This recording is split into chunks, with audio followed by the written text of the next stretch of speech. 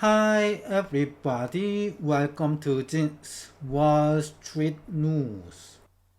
The U.S. Census Bureau and the U.S. Department of Housing, Urban Development announced last Friday that privately owned housing starts jumped 4.6% in June from the previous month.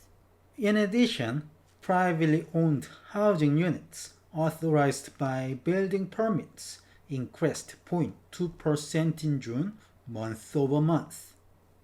On Tuesday after the bell, an American multinational semiconductor company, Texas Instruments, reported financial results for the second quarter ended June 30th, and it expects Q3 revenue to rise 4% sequentially. Texas Instruments President and CEO Haviv Ilan said during the conference call, quote, "The semiconductor cycle is playing out. Cyclical recovery is continuing." For the U.S. stocks, the S&P 500 ticked up 0.06%, while the Nasdaq Composite fell 0.39% Tuesday. The U.S. Census Bureau and the U.S. Department of Housing, Urban Development reported last Friday that privately owned housing starts jumped 4.6% from 1,263,000 in May to 1,321,000 in June, but down 0.5% from 1,327,000 in June last year.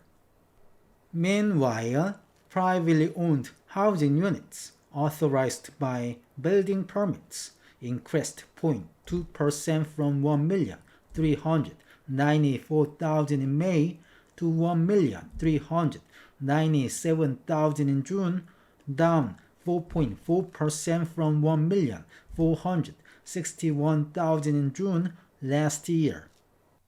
On Tuesday after the bell, Texas Instruments, an American semiconductor company, announced financial results for second quarter ended June 30th. The company reported Q2 revenue of $4.45 billion, up 9% sequentially above its previously estimated revenue of the midpoint of $4.35 billion. Net income increased 10% from $1.18 billion in Q1 to $1.3 billion in Q2. When it comes to the guidance, the company expects current quarter's revenue to be between $4.45 billion and $4.8 billion, the midpoint of $4.63 billion, up 4% quarter over quarter. Shares of Texas Instruments tumbled about 12% in extended trading on Tuesday.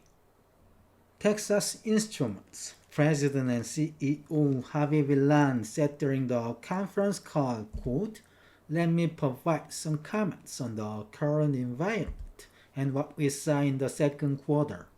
We continue to see two distinct dynamics at play.